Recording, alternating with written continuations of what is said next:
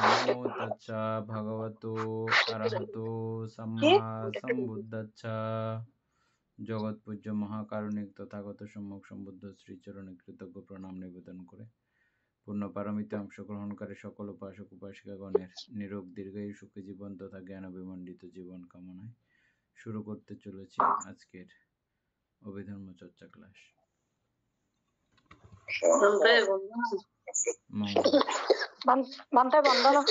মঙ্গল।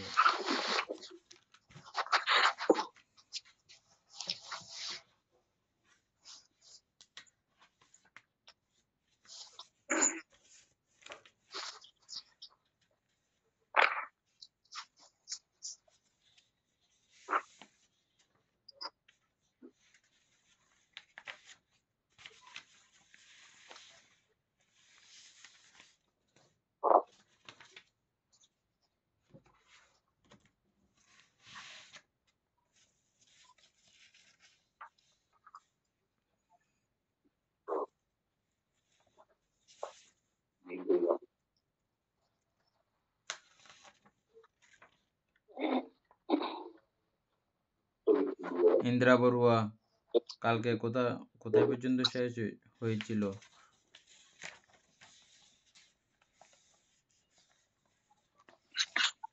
কালকে বলতে বইতে এই 18 পৃষ্ঠা কি পর্যন্ত শেষ করছিলাম আমরা? বলবত্তা, আর তারপরে কর্মপদ,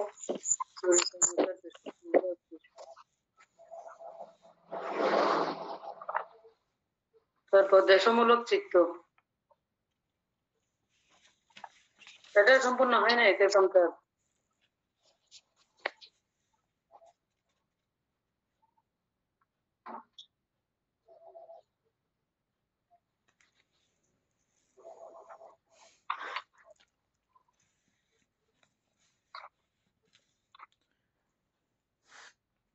আলম্বন কাকে বলে সবার মনে আছে? এই আলম্বনকে ধ্বংস করা বা হত্যা করা বা হনন করা বা নষ্ট করে ফেলা, যে কোনো একটাই হোক, হনন করিবার ইচ্ছা উৎপন্ন হইলে চিত্তে প্রতীগ বলতে ওকে প্রতীগ হচ্ছে দেশ বা হিংসা, ক্রোধ, এগুলোকে বোঝানোর জন্য এই প্রতীগ ব্যবহার করা হয়েছে। প্রতীগ শব্দটা প্রতিঘাত থেকে প্রতীগ অবস্থা। প্রতীগ হন ধাতু নিষ্পন্ন, হন বলতে হনন করা ধাতু থেকে এই প্রতীগ শব্দের আবিধানিক অর্থে আর কি। ইহার অর্থ হনন করা। মানসিক দুঃখ বেদনা প্রতীগ চিত্তের নিত্য সহচর। এই প্রতীগ চিত্তের মধ্যে সবসময় মানসিক দুঃখ বেদনা অবস্থান করে। দমনুষ্য অপ্রিয় অনিষ্ট। আলম্বন অনুভব লক্ষণ বিশিষ্ট।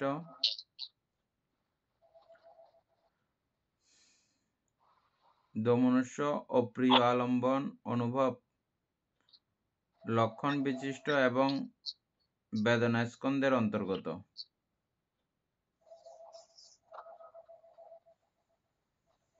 দমনুষ্য হচ্ছে যে অপ্রিয় বা অনিষ্ট। আলম্বন অনুভব লক্ষণ বিশিষ্ট এবং বেদনা স্কন্ধের অন্তর্গত।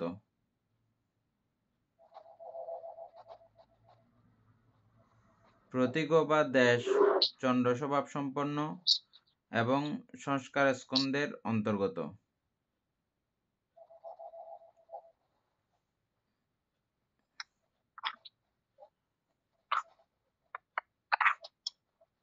দোমনস্য হচ্ছে যে বেদনা স্কন্ধের অন্তর্গত, আর প্রতীক হচ্ছে যে সংস্কার স্কন্ধের অন্তর্গত।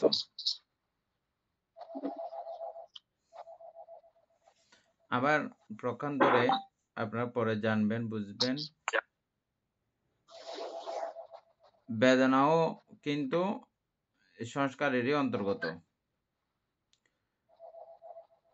আলম্বনের কনিষ্ঠ সাধনে উভয়ই এক স্বভাব বিশিষ্ট। দোমনস্য এবং প্রতীক এই দুটোটা আলম্বনের কনিষ্ঠ সাধন করার জন্য, ক্ষতি সাধন করার জন্য দুজনেরই একই স্বভাব,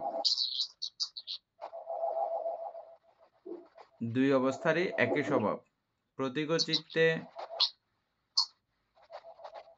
একবিধ বেদনা, এক রকমের বেদনা থাকে, সেটা হচ্ছে দোমনস্য বেদনা।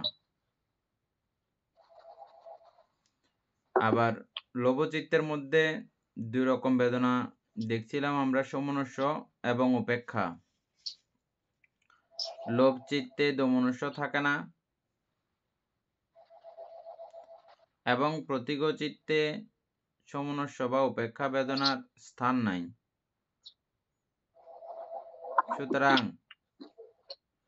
প্রতীকচিত্ত বেদনা অনুসারে বিভাগ করা যাইতে পারে না। শুধু সংস্কার বশেই অসংস্কারিক এবং সসংস্কারিক এই দুই প্রকার হইয়াছে। চিত্ত কিন্তু একটাই আমরা দেখেছিলাম, এটা সসংস্কারিক এবং অসংস্কারিকের কারণে প্রতীকচিত্ত দুইটা হয়েছে।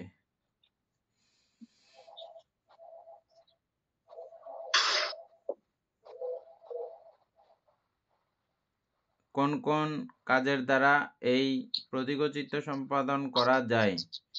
একটা হচ্ছে যে প্রাণী হত্যা, দুই হচ্ছে যে চুরি, তিন হচ্ছে যে মিথ্যা বাক্য, চার হচ্ছে যে পিষণ বাক্য, পাঁচ হচ্ছে যে পরুষ বাক্য, ছয় হচ্ছে সংবিন্ন আলাপ, সাত হচ্ছে ব্যাপাদ। এই সপ্তবিধ অকুশল কর্ম দেশমূলক। ইহার যে কোনো একটি কার্য সম্পাদনকালে চিত্ত দ্বিবিধ দেশমূলক চিত্তের মধ্যে কোনো একটি অবস্থা প্রাপ্ত হয়। প্রাণীবধ অনেক সময় লোভ হেতুজ বলিয়া মনে হয়। আমরা আগে থেকে যে কথাগুলো বলছিলাম, আমরা অনেক সময় প্রাণী হত্যা করি যে খাওয়ার জন্য, জিহ্বাকে স্বস্তি দেওয়ার জন্য করি, এই কথাটা এখানে আসছে। প্রাণীবধ অনেক সময় লোভ হেতুজ মানে লোভের কারণে হচ্ছে বলিয়া আমাদের মনে হয়। স্বাভাবিক পক্ষে প্রাণীবধের সহিত লোভ হেতু সম্বন্ধ নহে। যখন আপনি হত্যা করবেন তখন এই লোভ চিত্তের কোনো সম্পর্ক নাই, উপনিশ্রয় সম্বন্ধ আছে মাত্র। উপনিশ্রয় হচ্ছে যে কোন একটা কিছুর আশ্রয়ে পরবর্তী কাজটা সম্পাদিত হয়, এটাকে বলা হয় উপনিশ্রয় বা বলবান আশ্রয়। আশ্রয় বা নিশ্রয় আশ্রয় বলতে কি এটা মানে এটার সাহায্যে আশ্রয় বলতে এখানে এর সাহায্যে এটা হয়, মানে এই লোভচিত্তের সাহায্যে এই দেশচিত্তটা সম্পাদিত হয়, তখন বলা হয় উপনিশ্রয়। আর উপনিশ্রয় হচ্ছে যে বলবান সাহায্যকারী, মানে শক্তিশালী সাহায্যকারী, অবশ্যই আপনাকে সেই কাজটা করিয়ে ছাড়বে। এই লোভ আপনাকে দেশ চিত্ত উৎপন্ন করিয়েই ছাড়বে। যখন এরকম হয় তখন ওই লোভচিত্তটা হচ্ছে যে উপনিশ্রয়। প্রত্যয় ওই হত্যাকাণ্ডের জন্য, যেটা আপনি খাবার জন্য লোভকে কেন্দ্র করে প্রথম শুরু করেছিলেন সেটা জানা যাবে যজ্ঞই। এখন তম বৈত্য না, এখন যুদ্ধ গ্রব্য থাকুন।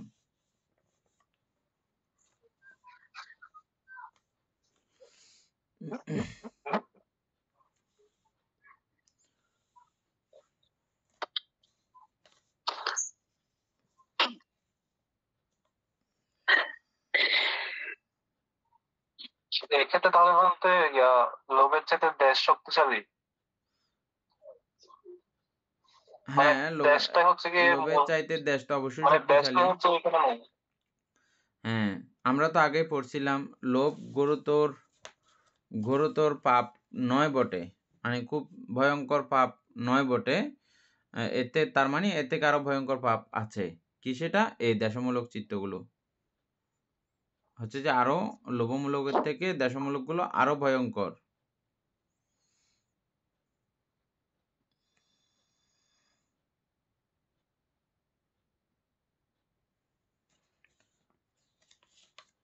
পাঠ্যানে উল্লেখ আছে রাগাং উপনিচ্ছায়া পানাং হানাতি। রাগের উপনিশ্রয়ে প্রাণহনন হয়, অর্থাৎ লোভের সাহায্যে হত্যা হয়, লোভকে কেন্দ্র করে আর কি, এটা বলা হচ্ছে এখানে।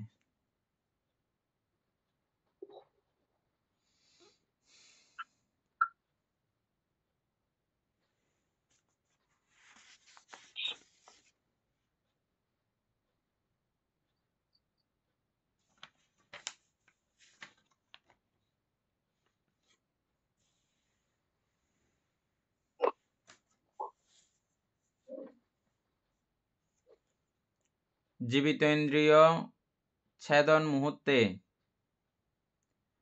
ঘাতকের চিত্তে প্রতিঘই ক্রিয়াশীল থাকে। যখন আপনি হত্যা কর্ম সম্পাদন করবেন, এই হত্যা কর্ম সম্পাদন করার সময় তখন প্রতিঘ চিত্ত বা দেশমূলক দেশই ক্রিয়াশীল থাকে। তখন লোভ কাজ করে না। হত্যা করার সময় লোভ কাজ করার ক্ষমতা তখন আর থাকে না। আগে ছিল যে সেটা, কিন্তু হত্যা করার মুহূর্তে কিন্তু দেশই কাজ করে। লোভ অনুৎপন্ন থাকে। লোভ তখন উৎপন্ন হয় না, অনুৎপন্ন অবস্থায় থাকে। মাংসের জন্য লোভ বটে, কিন্তু বধ ক্রিয়াটি সর্বত্র দেশমূলক। আপনার মাংসের প্রতি লোভ আছে বটে, কিন্তু হত্যা বা বধ ক্রিয়াটি সবসময় কিন্তু এটা দেশমূলক। প্রতিঘ চিত্তে ঈর্ষা, মৎসজ্জা ও ক্রোকিত পৃথক পৃথক ভাবে হয়। প্রতিঘ চিত্তে, এগুলো প্রতিঘ চিত্তের কাছাকাছি ব্যাপার। ঈর্ষা, মৎসজ্জা, ক্রোকিত, এগুলো পৃথক পৃথক ভাবে যুক্ত হয়। আলাদা আলাদা করে এই চিত্তের মধ্যে এগুলো আসে। হিংসাও এই প্রতিঘ চিত্তে আসে, মৎসজ্জাও আসে, ক্রোকিতও আসে। ঈর্ষা, মৎসজ্জা, ক্রোকিত।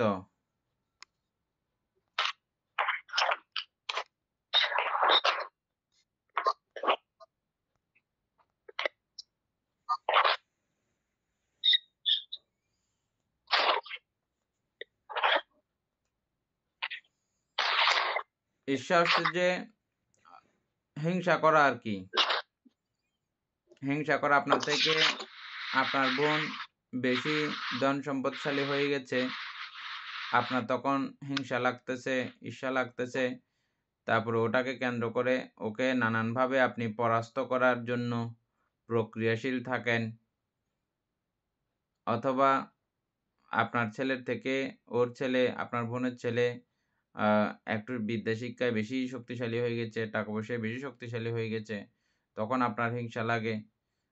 এভাবে এই যে হিংসাগুলো চিনছেন তো না? ঈর্ষা বা হিংসা।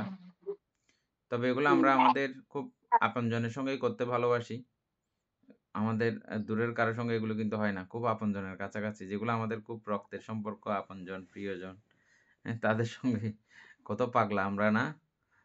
অথচ তারা সমৃদ্ধ হলে আমাদেরই লাভ। আমাদের জ্ঞাতি-স্বজন সমৃদ্ধ হলে আমাদেরই লাভ। কিন্তু আমরা এত বেকুব যে, এত আমি হিংসা করি, মহান্ধ হিংসা করি যে, বান্দা।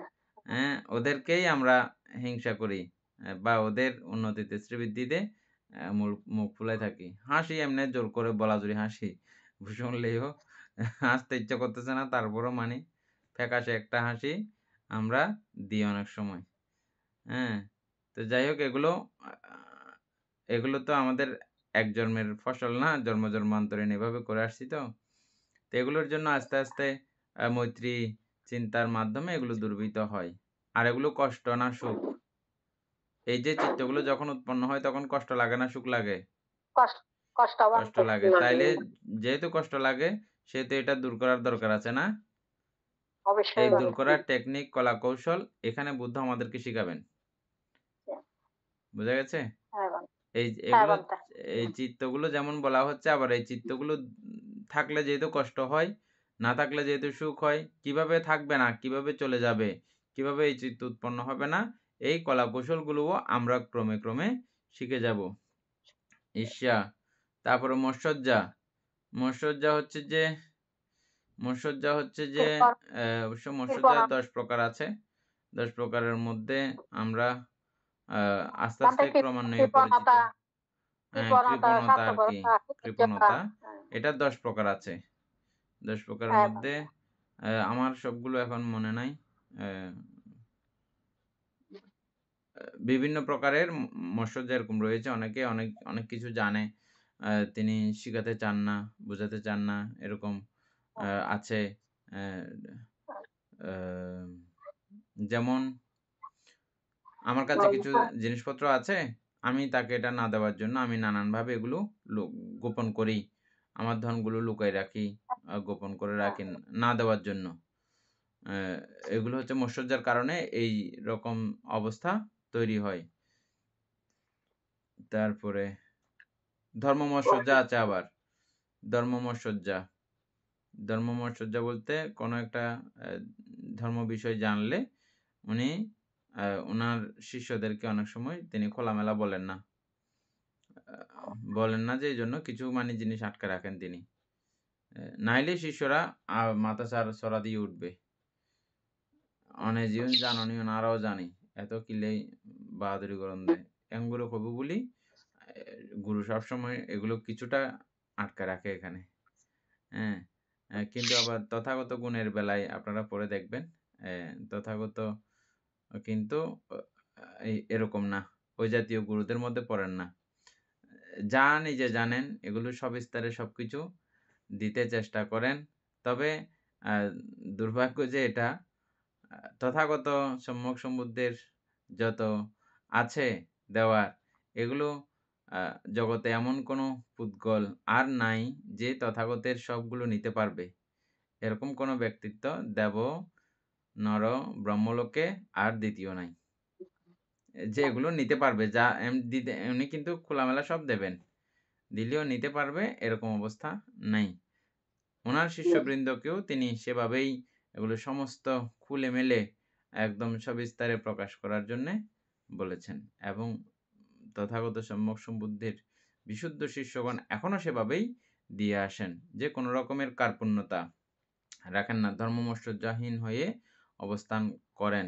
যা জানেন তা অন্যকেও প্রকাশ করেন। কারণ আমি যেটা জানি এটা আমার পাশের জনকে, পার্শ্ববর্তী জনকে সেটা যদি আমি শিখাই তাহলে আমার জন্যই কল্যাণ সেটা। আমার জন্যই মঙ্গল সেটা। কিরকম মঙ্গল? এগুলো জানার প্রেক্ষিতে আমি মিথ্যা বলতে আর আমার অবস্থা নাই। মিথ্যা বলতে আমি আর হ্যাঁ পারি না, আমি আর হত্যা করতে পারি না। তাহলে ও যদি জানে বিষয়টা, ও আর মিথ্যা বলতে পারবে না, চুরি করতে পারবে না, হত্যা করতে পারবে না। তাহলে লাভ নাই এটা আপনার? আপনি তার হ্যাঁ থেকে কখনো ঠকানো খাওয়ার, ও আপনাকে কখনো মিথ্যা বলে ঠকিয়ে দেওয়ার মতো পরিস্থিতি ওর তো আর থাকবে না। বুঝছেন? এইজন্য বুদ্ধের শিক্ষা হচ্ছে যে তুমি এটা দিতে গিয়ে তোমার ব্যক্তিগতভাবেও তুমি এই লাভে লাভান্বিত হবে। সেজন্য এই ধর্ম শিক্ষা বুদ্ধের অনুগত শিষ্যগণ তারা সবিস্তারে খোলামেলা করে সব একদম শেষ পর্যন্ত যা জানেন সেগুলো প্রকাশ করতে চেষ্টা করেন। তবে এটা ক্রমগভীর। এটা বলার আগে ওটা বলে ফেললে তখন অন্যরকম হয়ে যাবে। যেমন আপনারা নিজেরাই বুঝতেছেন, এই ক্লাসের মধ্যে মাঝখানে হঠাৎ করে এখানে কেউ ঢুকলে এখন ওরা আগামাথা কিছু বুঝবে না, এরকম হবে না? হ্যাঁ আর আপনারাও যারা মাঝেমধ্যে ক্লাস করেন না বা ওই যে আমি কথা বলতেছি, আপনারাও কথা বলতেছেন। এই তালে থাকতে, থাকতে আপনারা ওই জিনিস তোকাতুকির তালে থাকেন। হ্যাঁ? আবার অনেকে আছেন এখানে ক্যামেরা বন্ধ করে দিয়ে তরকারি কুটতেছেন। অনেকে আছেন নানান কার্যক্রম করতেছেন। করতে গিয়ে এই তালে করলে কিন্তু এটা বোঝা এটা এত মানে নরমাল ক্লাস আমি আগে থেকেই বলছি এটা এত সাধারণ ক্লাস নয়। একদিন না করে আরেকদিন বুঝে যাবেন এরকম কিছু না। এটা কন্টিনিউ করে যেতে হয়, করে যেতে হবে। যদ্দূর সম্ভব প্রত্যেকেই ভিডিও ওপেন করে বসার চেষ্টা করবেন। আপনারা যেভাবে ঘরের মধ্যে ধর্মদেশনা শুনতে বসেন বা বিহারে গিয়ে বসেন, সেভাবে বসলে সেভাবে যদি আগ্রহটা থাকে তাহলে বেশি কল্যাণ হবে, বেশি লাভ হবে বলে আমার ধারণা আরকি। আমার ব্যক্তিগতভাবেই ধারণা। কারণ এটা আমরা আজকে দীর্ঘ প্রায় ২ বছর ধরে করতেছি তো। তো যারা ভিডিও ওপেন করেছিল এবং কথাবার্তা বলেছে, প্রশ্নাদি জিজ্ঞাসা করেছে, তারা অগ্রগতি হয়েছে। আর যারা প্রশ্নাদি জিজ্ঞাসা করে না, এমনি শোনার আছে শুনতেছি। ওটা হ্যাঁ, নরমালি একটা পুণ্য। কিন্তু যেই কারণে আমরা এটা পড়তেছি, সেই কারণ সম্পাদিত হবে না। মৎসজ্জা, তারপর ক্রোকৃত্য, বান্তে বন্দনা মঙ্গলক, ক্রোকৃত্য, বান্তে প্রকৃত অর্থ খ্যাত, অনুতাপ এবং অনুশোচনা। হ্যাঁ, আবার বলেন। একটা হচ্ছে যে খ্যাত, অনুতাপ এবং অনুশোচনা। এটার অর্থ। হ্যাঁ, আমরা যেকোনো দুষ্কর্ম করে পরবর্তীতে অনুশোচিত হই না আমরা? হ্যাঁ বান্দা। এবং হুম। এবং এটা ওই ঈর্ষার সঙ্গেও এটা সংযুক্ত রয়েছে। এক কথায় দেশের সঙ্গে এরা সংযুক্ত। এই দেশচিত্তের সঙ্গে আ আলাদা, আলাদা সময়ে এদের উপস্থিতি হয়। এই ৩ টা অবস্থাই আসে এই দেশচিত্তের মধ্যে। পৃথক, পৃথকভাবে সংযুক্ত হয়। তাদের তাদের আলম্বনের বিভিন্নতা হেতু এক চিত্তে একসঙ্গে যুক্ত হতে পারে না। এই আলম্বনগুলো বিভিন্ন রকম। বিধায় একসময় একই চিত্তে আসতে পারে না। কোন চিত্তে ঈর্ষা আসলে ওই চিত্তের মধ্যে মাৎসর্য এবং ক্রোকৃত্য থাকে না। আবার মানে অর্থাৎ দেশচিত্তই বটে, দেশচিত্ত। ওই দেশচিত্তের মধ্যে মাঝেমধ্যে মৎসজ্জা আসে। তখন আর বাকি ২ টা আসে না। আবার ক্রোকৃত্য আসে, তখন বাকি ২ টা আসে না, এভাবে। আচ্ছা। দেশ মহাপাপ। দেশ মহাপাপ। অল্প পাপ না মহাপাপ? মহাপাপ বান্তে। মহাপাপ। বিশাল পাপ। মৈত্রী ইহার প্রতিপক্ষ। এই দেশকে প্রতিহনন করার জন্যে কোনো অবস্থা যদি থাকে সেটা হচ্ছে যে মৈত্রী। মৈত্রী ইহার প্রতিপক্ষতায় কাজ করে। বিপক্ষ শক্তি আরকি। মৈত্রী চিত্ত উৎপাদন দ্বারা দেশ চিত্তের বিদূরণ অদীর্ঘকাল সাপেক্ষ। মানে বুঝছেন? মৈত্রী চিত্ত যদি আপনি উৎপন্ন করেন, তাহলে এই দেশ চিত্ত দূর করতে আপনার বেশি সময় লাগবে না, অদীর্ঘকাল মানে অল্প সময়ের মধ্যেই আপনি এটা শেষ করতে পারবেন এই মৈত্রী চিত্ত উৎপন্ন করার মধ্য দিয়ে। দোষ মহাসাবাজ্য ক্ষিপ্পা বিরাগী।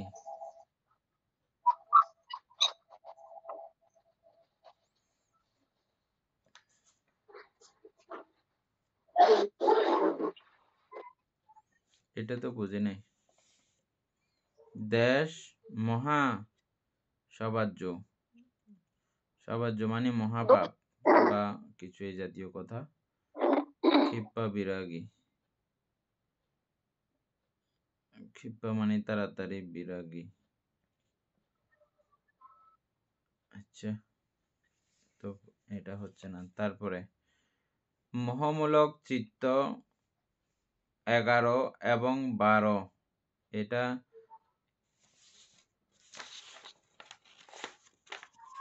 ইন্দিরা বড়ুয়া, এটা পড়েন 53 পৃষ্ঠা। মোহমূলক চিত্ত 11, 12। মোহ চিত্ত একমাত্র উপেক্ষা বেদনা সহগত। ইষ্টানিষ্ট বোধের অভাব হেতু মোহচিত্তের সমনস্য বা দুর্মনস্যের স্থান নেয়। মোহের আধিক্য হেতু চিত্ত অবলম্বনে অভিনিবেশে অসমর্থ। সেই জন্য ইহা বিচিকিৎসা বা উদ্যত সম্প্রযুক্ত।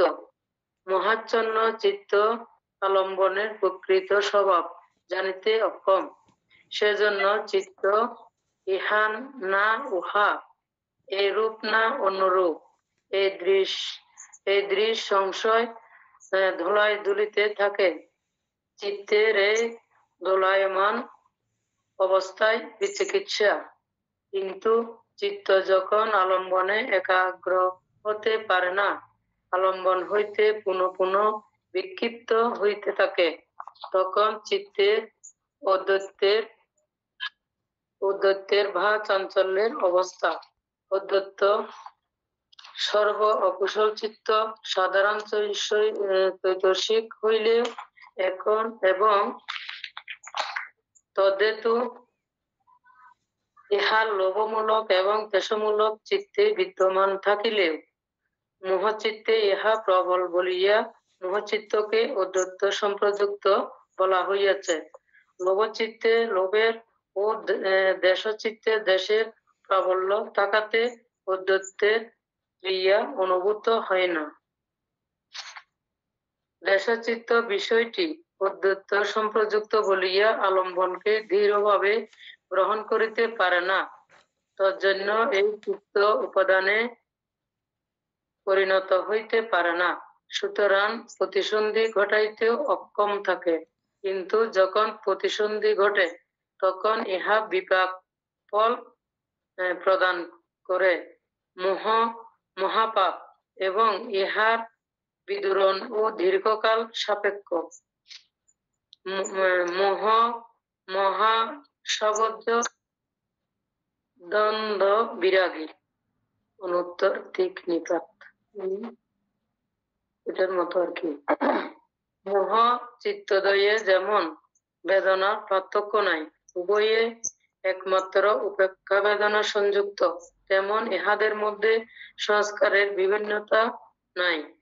তাহার কারণ মোহের স্বভাবে তীক্ষ্ণতা ও উৎসাহের অভাব। লোভচিত্তের উপেক্ষা সমনস্যের সমতা জনিত, কিন্তু মোহচিত্তের উপেক্ষা সমনস্য দোমনস্যের উভয়ের অভাব জনিত। মোহচিত্তকে মোহচিত্ত বলা হয়। মোহন্তি অতিশয়ন সমুহন্তি মূলন্তর বিরহততি মোমহানি। সেই চিত্ত লোভ দেশাদি অন্যমূল বিরহিত হইয়া শুধু মোহ দ্বারা প্রমোচিত হয়, তাহাই মোহচিত্ত। অতীত সমুৎপাদ ধর্মে তথা চারিয়ার্য সত্য জ্ঞানোদয় হইলে মোহ বিদরিত হয়। সূত্র পিটকে মোহ ও বিদ্যা নাম প্রাপ্ত হইয়াছে।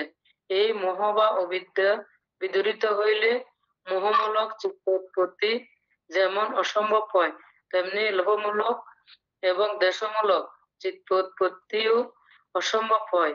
কারণ লোভ এবং দেশের হেতু এই মোহ। অবিদ্যার কারণে বিদ্যুৎপত্তিতে শুধু অকুশল সংস্কারোৎপত্তি রুদ্ধ হয়, তাহা নহে, কুশলাদি সংস্কারও নিরোধ প্রাপ্ত হয়। কুশলাকুশল সর্ববিধ সংস্কারই অনিত্য এবং পুনর্জন্ম বন্ধ। সুতরাং দুঃখ সব্যে সংখারা দুঃখ, এই মোহই সংস্কারোৎপত্তির প্রধান কারণ।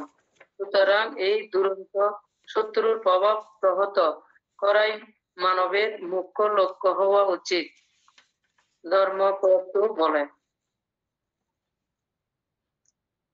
কর্তব্য একার যেন সর্বস্ব গমেন বা সব্য লোক দ্বীপচ্ছেন সুতাপত্তি পলম্বরম। 177 সমগ্র পৃথিবীর একছত্র রাজত্ব হইতে, স্বর্গসুখ হইতে, এমনকি ত্রিলোকের আধিপত্য হইতে শ্রোতাপত্তির ফল উৎকৃষ্ট। অকুশলের সংক্ষেপার্থ বর্ণন সমাপ্ত করিবার পূর্বে এইমাত্র বক্তব্য যে অকুশলের পরিণাম দুঃখ, ইহার কার্য কুশলের বিরুদ্ধাচরণ, আকার কুলসিত ভাব, ইহার আসল কারণ অনুচিত মনস্কার, চিত্তের অনুচিত আলম্বন গ্রহণ, মূল কারণ লোভ দেশ মোহ ও কুশলের সংখ্যা বর্ণনা।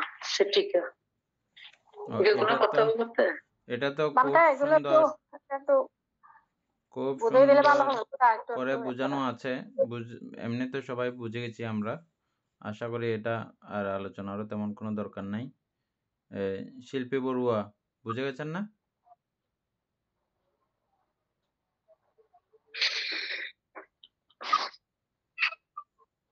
মায়া বড়ুয়া বুঝে গেছেন না এই কথাগুলো পুরো? এগুলো তো সুন্দর মোটামুটি ভাষাতে বুঝছি, আছে। তারপরে একটু বুঝাইলে আর একটু ভালো করে বুঝতে পারছি। নয়ন বাবু আলোচনা করেন।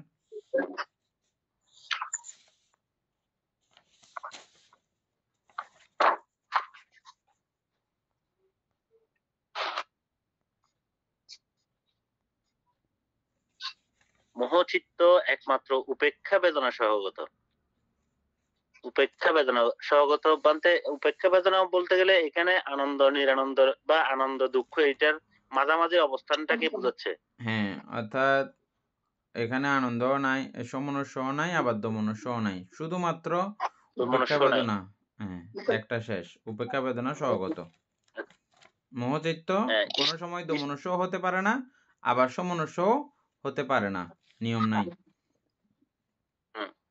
ইষ্টানিষ্ট বোধের অভাব হেতু, ইষ্টানিষ্ট বোধের অভাব হেতু মোহচিত্তে সমন্বস্য বা দুর্মনস্যের স্থান নাই। কেন নাই? মোহের কেন নাই? কারণ ও এটা মজা না মজা নাই এটা কোনোটা বুঝে না। এটা কি মজা আছিল না মজা ছিল না এটা বুঝে না। এটা কি সুন্দর ছিল না এটা বান্দর ছিল বুঝে না। এটা কি আরাম ছিল না ব্যারাম ছিল বুঝে না। হিষ্টানিষ্ট মানে, হিষ্টানিষ্ট বলতে সবকিছু বুঝতে হবে এভাবে, বুঝছেন? তো হিষ্টানিষ্ট কোনো কিছুই বুঝে না বলে, এই চিত্ত বুঝে না বলে সেজন্য উপেক্ষা বেদনায় থাকে। দুঃখ লাগলে তখন দমনস্য উৎপন্ন হইতো, সুখ লাগলে সমনস্য উৎপন্ন হইতো। হিষ্টানিষ্ট যেহেতু কিছুই বুঝছে না সেহেতু কোনোটা উৎপন্ন হওয়ার সুযোগ নাই। মোহের আধিক্য হেতু, মোহের আধিক্য হেতু চিত্ত আলম্বনে অভিনিবেশে অসমর্থ, সেই জন্য ইহা বিচিকিৎসা ও বিচিকিৎসা বা উদ্ধত্ত সম্প্রযুক্ত। মানে মোহর আধিক্যের কারণে, অতিরিক্ত মোহ হওয়ার কারণে, বানতে না? হ্যাঁ, যেমন আমরা অনেক সময় আহ, কোনো ছেলের প্রেমে ফেঁসে যাই বা কোনো মেয়ের প্রেমে ফেঁসে যাই, একদম মোহিত হয়ে থাকি ওর প্রতি। তখন আমি এটা ভালো করতেছি না খারাপ করতেছি, আমার মা বাবারা কত রকমের ডাক দোয়া দিচ্ছে, জ্ঞাতিগুলোরা কত রকমের ডাক দোয়া দিচ্ছে, ওগুলো আমার কিছু মনে থাকে না। আমি কারণ ওই মেয়ে অথবা ছেলের মধ্যে মোহিত হয়ে থাকি, অথচ আমি সেখানে গেলে আমার পারিবারিকভাবে অনেক সমস্যা হয়ে যাবে। কিন্তু তখন কোনো কিছু এগুলো মাথায় থাকে না, আমি যে ওর প্রতি মোহিত হয়ে আছি। মোহিত মানে কি, একটা দিকে আপনি ইয়ে হয়ে থাকা, কবজা হয়ে থাকা, নিবদ্ধ হয়ে থাকা। এই মোহিতটা সেম ওই ব্যাপারটাকেই এখানে আনলে আপনি বুঝে যাবেন। যেকোনো একটা বিষয়ে আপনি মোহিত রয়েছেন বা এখন যে আলম্বনটা হচ্ছে ওটার প্রতি আপনি সজাগই নন। ভালো করে আপনার লক্ষ্য নাই। আপনি লক্ষ্যতাহীন। যেকোনো কারণে হতে পারে এটা। বুঝছেন এখন মোহটা? মানে আপনি যে কাজটা করবেন, যে বিষয়টা করবেন ওই বিষয়ে সজাগ নন। যেমন মা-বাবা ডাক দিচ্ছে যে ও শুনতেছে না কেন? ও মেয়েটার প্রতি মোহিত হয়ে আছে বা ছেলেটার প্রতি মোহিত হয়ে আছে। ও এখন মা-বাবার ডাক দোয়াই, এটা সেটা ময়-মুরব্বির ডাক দোয়াই বা কোনো হিতোপদেশের ডাক দোয়াই এগুলো সে কিচ্ছু মানবে না। ওই যে ওখানে মোহিত হয়ে আছে এজন্য। এ ভালোও বোঝে না তখন, মন্দও বোঝে না। না আমার এটাই এরকমই লাগবে যে আমি যেটা বলতে সেটাই ঠিক আছে, যে ও একগুঁয়েমি করবে এরকম। বুঝছেন না? এই মোহ আধিক্য হেতু, এই মোহের প্রবলতা হেতু আলম্বনের অভিনিবেশে অসমর্থ।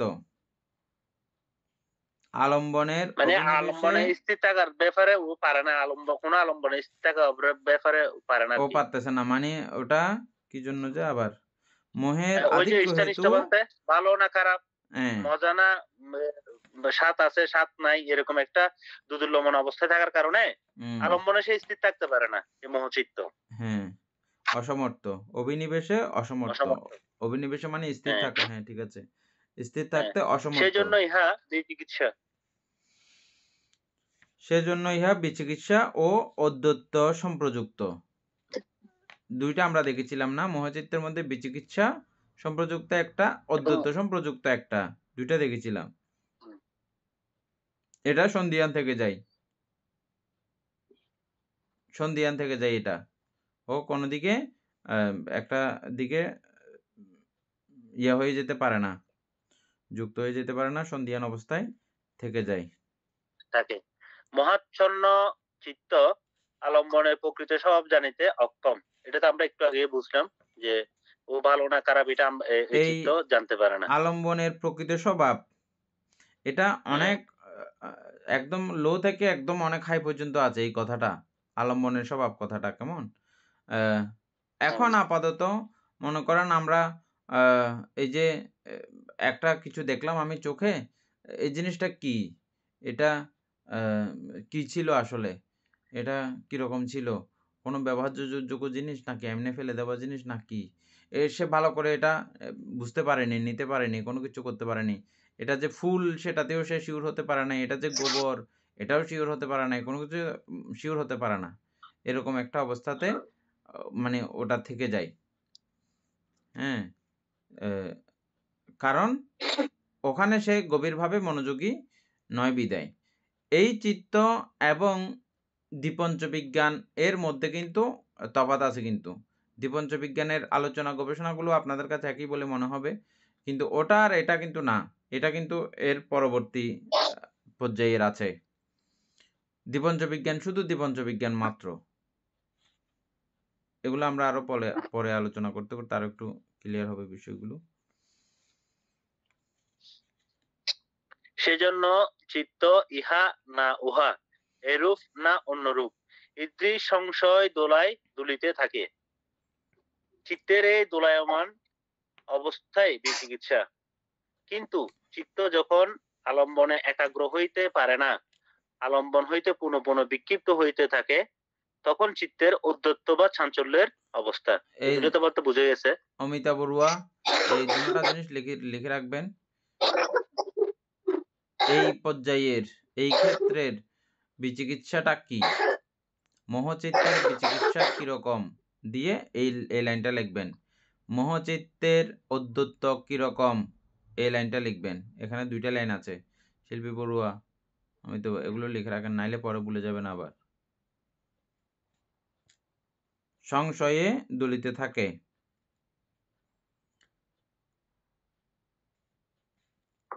সংশয় মানে, অদ্যত্ত সর্ব অকুশ সংশয় মানে কি?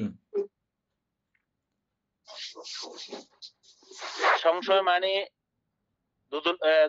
দুদুল্যমান অবস্থা আর কি বানতে, হুম ভালো না খারাপ, যাবো কি যাব না, হ্যাঁ হুম। নিব কি নিব না, নিলে এরকম একটা অবস্থা, মানে কোনো তারপরে বিষয়ে কনফিডেন্স নাই, আর অদ্যত্ত মানে অস্থিরতা, আমার চিত্তের অস্থিরতা। হ্যাঁ, বারবার আলম্বনে বসতে চায়, বসতে পারে না, বসতে চায়, বসতে পারে না। হ্যাঁ, মানে ওই আলম্বনটা চেনার জন্য যতটুকু সময় বসা দরকার অতটুকু সময় সে বসে না। বসতে পারে না। বসতে হ্যাঁ, চায় আবার উঠে যায়, বসতে চায় আবার উঠে যায়, বা বসলেই একটু করে, একদম না বসলে তো এটা চিত্তই হতো না। বসছে হয়তো, কিন্তু যতটুকু বসা হ্যাঁ, দরকার ওটা চেনার জন্য অতটুকু বসে নাই। এটাই হচ্ছে যে অদ্যত্ত। তারপরে অদ্যত্ত সর্ব অকুশল চিত্ত সাধারণ চৈতসিক হলেও, সর্ব অকুশল সাধারণ চৈতসিক হলেও এবং তদ্হেতু ইহা লোভমূলক ও দেশমূলক চিত্তে বিদ্যমান থাকিলেও মোহচিত্তে ইহা প্রবল বলিয়া মোহচিত্তকে অদ্যত্ত সম্প্রযুক্ত বলা হইয়াছে। বুঝছেন? বানতে হ্যাঁ, ওই কি অদ্যত্ত হচ্ছে সর্ব অকুশল সাধারণ চৈতসিক হলেও মানে কি? এবং তদ্হেতু মানে এটা আমাদের যে 52 প্রকার চৈতসিক আছে বানতে, হুম তার মধ্যে যে অকুশল চৈতসিক আছে, অকুশল চৈতসিক 19 28 19 না 28 বানতে ভুলে গেছি, যে অকুশল চৈতসিক আছে হুম ওগুলা হইলেও এবং ও তদ্হেতু আচ্ছা, ইহা আমি লোভমূলক। বলতেছি, দেখেন, এরকম কথা যখন থাকবে, যে যে ইয়েগুলোতে থাকবে, তখন বুঝবেন যে আমরা যেমন বলি না সর্বচিত্ত সাধারণ চৈতসিক বলি না আমরা, হ্যাঁ, কি জন্য বলি যে কথাটা? হ্যাঁ কারণ ওই চৈতসিক গুলো সব, হ্যাঁ বলে, ওই চৈতসিক গুলো বানতে সব চিত্তের মধ্যে বিদ্যমান থাকে, সেজন্য। এই হইতে সে পর্যন্ত বা জগতে যত চিত্ত আছে সব চিত্তের মধ্যে হ্যাঁ, ওই সর্বচিত্ত সাধারণ চৈতসিক গুলো আছে, ওই 7টা থাকবেই, ওটা আচ্ছা, ছাড়া চিত্ত হবে না, ওটা ছাড়া হবে না। অবস্থা নাই, ওটা থাকবেই। এজন্য বলা হচ্ছে এটা সর্বচিত্ত সাধারণ চৈতসিক। এখানেও বলা হচ্ছে যে এই অদ্যত্ত কিন্তু যত প্রকারের অকুশল চিত্ত আছে সব অকুশল চিত্তের মধ্যে এটা আছে, এই অদ্যত্তটা হ্যাঁ, থাকলেও হ্যাঁ, থাকলেও এটার প্রাধান্য সবচেয়ে জোরালো হয় এই মোহচিত্তের মধ্যে। মোহমূলক চিত্তে, সেজন্যই মোহচিত্তের মধ্যে। এই মোহচিত্ত করা হয়েছে, এটা মোহচিত্তের মধ্যে স্থান পেয়েছে আর কি, সরাসরি। হ্যাঁ, মোহচিত্তে ইহা প্রবল বলিয়া মোহচিত্তকে অদ্যত্ত সম্প্রযুক্ত বলা হইয়াছে। হুম লোভচিত্তে লোভের এবং দেশচিত্তে দেশের প্রাবল্য থাকাতে অদ্যত্তের ক্রিয়া অনুভূত হয় না। লোভচিত্ত কিন্তু এটার আছে, কিন্তু লোভের প্রভাব বেশি হওয়ার কারণে এই অদ্যত্তটাকে ওখানে বোঝা যায় না, বা মানে আলাদা করে বলা হয় না। দেশচিত্ত কিন্তু এর আছে বানতে, দেশের প্রভাব বেশি থাকার কারণে ওই যে আমরা যেটা বলছিলাম বানতে, যে 7টা সাধারণ চৈতসিক সব চিত্তের মধ্যে থাকে, হুম তো এখান থেকে 7টার মধ্যে যেটা বেশি প্রতিনিধিত্ব করবে তখন ওই চিত্তে বা ওই কাজটা সম্পন্ন হবে, কোন বাকিগুলো 7টা? সহযোগিতা থাকবে। কোন 7টা?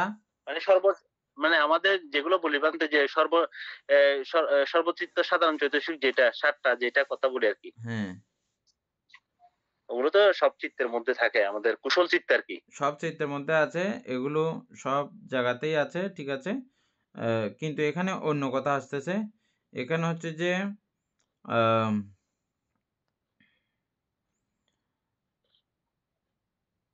লোভচিত্তে থেকে, লোভচিত্তে লোভের এবং দেশচিত্তে দেশের প্রাবল্য থাকাতে মানে লোভের আধিক্যতায় অদ্যত্তের তো ক্রিয়া অনুভূত ওই হয় না।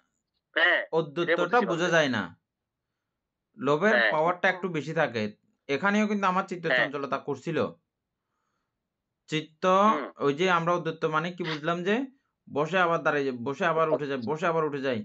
হ্যাঁ, যতটুকু বসতে দরকার হয় ততটুকু সে বসতেছে না। কিন্তু হইলেও লোভচিত্তের আধিক্য হেতু অতটুকুতেও সে ক্যাচ করে ফেলে। ওই আলম্বনের প্রতি তার আকৃষ্ট হেতু, লোভ হেতু সে ওই একটু করতেছে, সেখান থেকেও সে করে ফেলে। সেজন্য এটা লোভচিত্ত নাম প্রাপ্ত হয়ে যায়। আর দ্বেষের কারণ, হিংসার কারণে তখনও সেটা বোঝা যায় না। হিংস্রতার কারণে ও সেটা ঘটায় ফেলে কাজগুলো।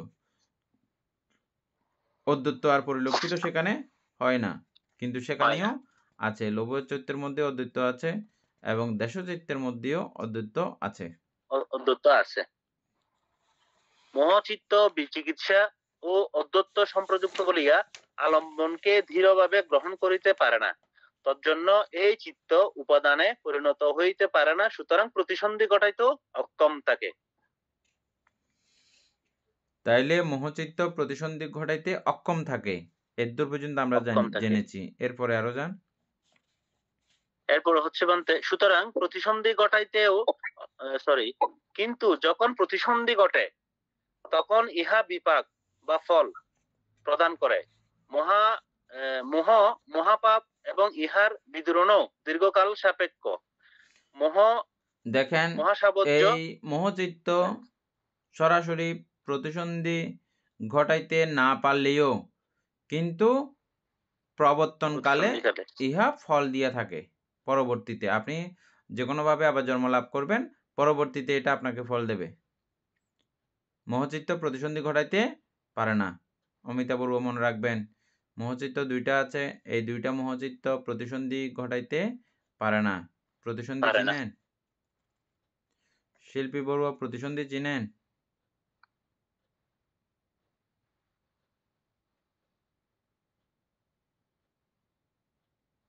না চিনলেও কোনো অসুবিধা নেই, এগুলো আমরা এখনো যাইনি, এমনি জিজ্ঞেস করতেছি। প্রতিসন্ধি মানে জন্ম নেওয়া। হ্যাঁ, প্রতিসন্ধি চিত্ত আছে 19টা। হ্যাঁ, এগুলো আমরা ক্রমান্বয়ে আস্তে আস্তে জানবো তখন।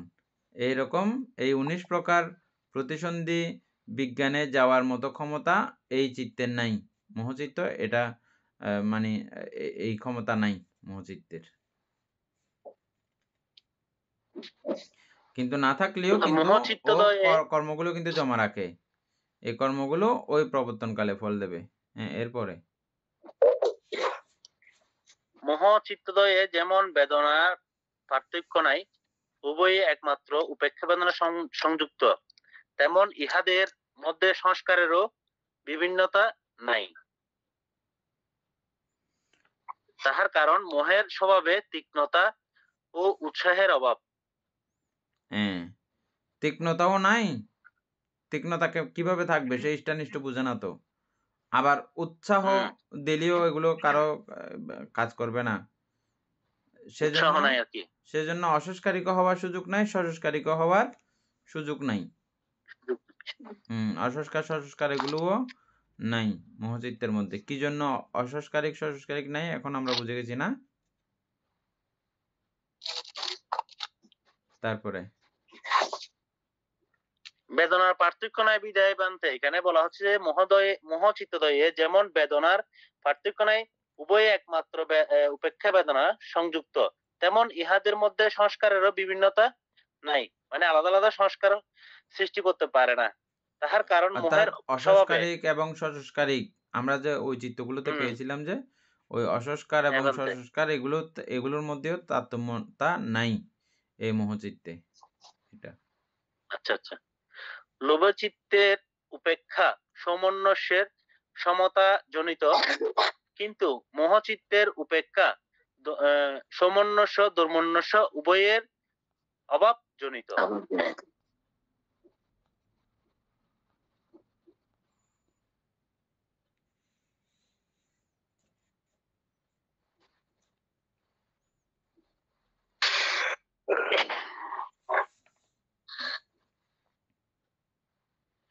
মোহচিত্তকে মমোহ চিত্ত বলা হয়। মোহেন্তি অতিশয়ন সংমোহন্তি মূলন্তর বিরহিততি মোহানি। যে চিত্ত লোভ দেশাদি অন্য মূল বিরহিত হইয়া শুধু মোহ দ্বারা মুচ্ছিত হয়, প্রমুচ্ছিত হয়, তাহাই মুমুহ চিত্ত। মানে যে চিত্ত লোভ দেশাদি অন্য মূল বিরহিত হইয়া শুধু মোহ দ্বারা, কারণ এখানে তাহলে ওই মোহটার প্রভাব যখন বেড়ে যাবে, লোভ দেশাদের ইয়াটা যখন কমে যাবে আর কি, মূর্ছিত হয়, তখনই শুধু মুমুহ চিত্ত বলা হচ্ছে এখানে।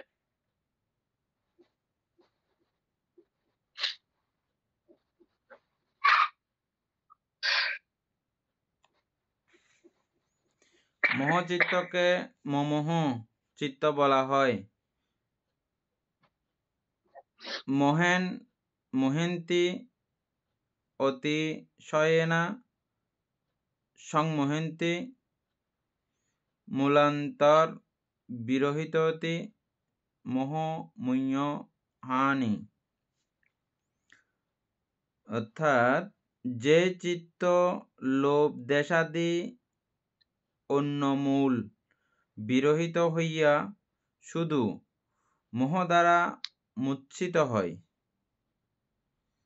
প্রমুচ্ছিত হয়, তাহাই মোহচিত্ত বা মোহচিত্ত আর কি, মোহচিত্তের আরেক নাম।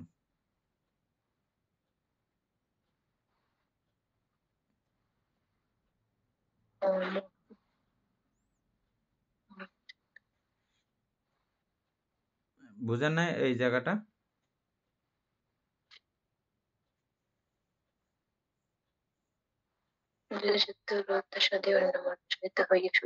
বুঝছেন শিল্পবাবু, বুঝছেন? বানতে হুম, এখানে লোভ দেশাদি অন্য মূল বিরহিত, লোভ দেশাদি অন্য মূল বিরহিত শুধু মোহ দ্বারা মুচ্ছিত হওয়ার কারণে এই চিত্তকে মুমুহ চিত্ত বলা হচ্ছে।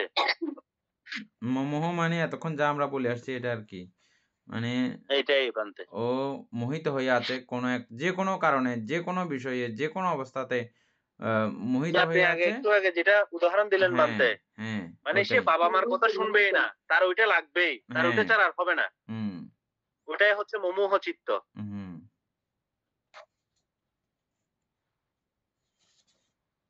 প্রতীত্য সমুৎপাত ধর্মে তথা চারি আর্য সত্যে জ্ঞানোদয় হইলে মোহ বিদরিত হয়। সূত্রপিটকে মোহ অবিদ্যা নাম প্রাপ্ত হইয়াছে। এই মোহ বা অবিদ্যা বিদরিত হইলে মোহমূলক বিদরিত হয় যখন চারি আর্য সত্য জ্ঞানোদয় হয়, বান্তে জ্ঞান উৎপন্ন হয়, চারি আর্য সত্য সম্পর্কে জ্ঞান উৎপন্ন হয়। প্রতীত্য সমুৎপাত ধর্মে, প্রতীত্য সমুৎপাত ধর্মে কত গুরুত্বপূর্ণ দেখেছেন? এই প্রতীত্য সমুৎপাত ধর্মে অথবা চারি আর্য সত্যে জ্ঞান হইলে মোহ বিদরিত হয়, না হলে মোহ বিদরিত হয় না। প্রতীত্য সমুৎপাত ধর্ম মুখস্থ করে ফেলবেন সবাই,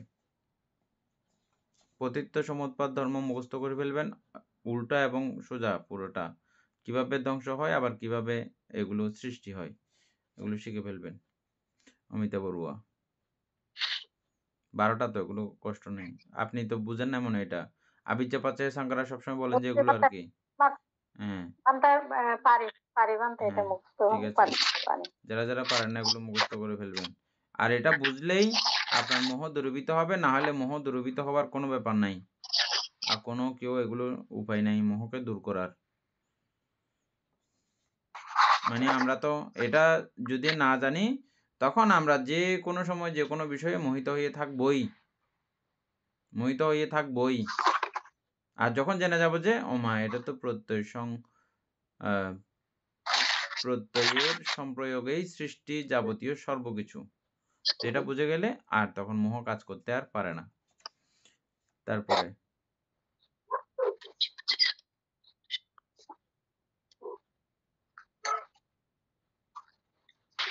সূত্রপিটকে মোহ অবিদ্যা নাম প্রাপ্ত হইয়াছে।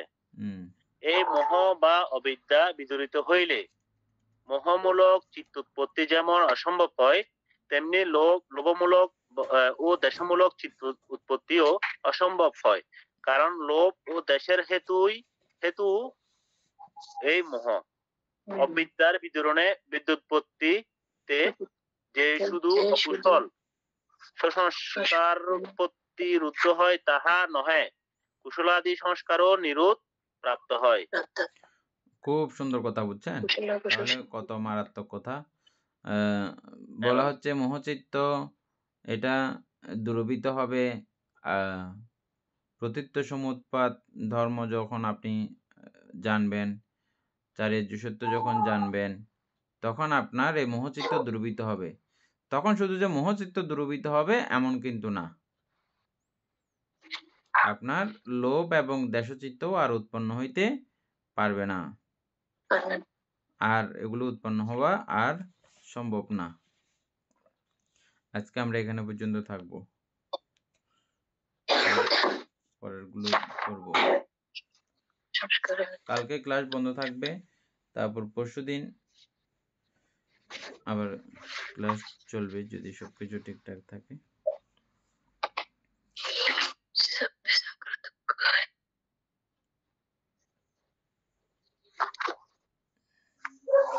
প্রাণ প্রিয় উপাসক উপাসিকা বৃন্দ, এতক্ষণ যাবৎ আমরা অভিধর্ম চর্চা করেছি, এতে আমাদের প্রভূত পুণ্য সাধিত হয়েছে। এই পুণ্য রাশি অনন্ত চক্রবালবাসী সত্যগণকে দান করছি, গুরুভান্তিদিগকে দান করছি, মাতা পিতাগণকে দান করছি,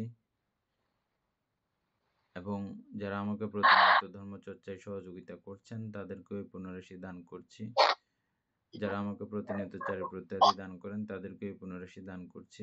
এই পুণ্যরাশির কাছে আমরা প্রার্থনা করব নির্বাণ লাভ করা অবধি অসৎ ব্যক্তি, মূর্খ ব্যক্তি, পাপমিত্রের সংসর্গ লাভ না করে সদা সর্বদা জ্ঞানদর্শী কল্যাণ মিত্রের সান্নিধ্য সংসর্গ লাভ করতে সক্ষম হই, এইরূপ সাধু কামনা পোষণ করে আজকের মতো ক্লাস এখানে সমাপ্ত করছি। সাধু সাধু সাধু।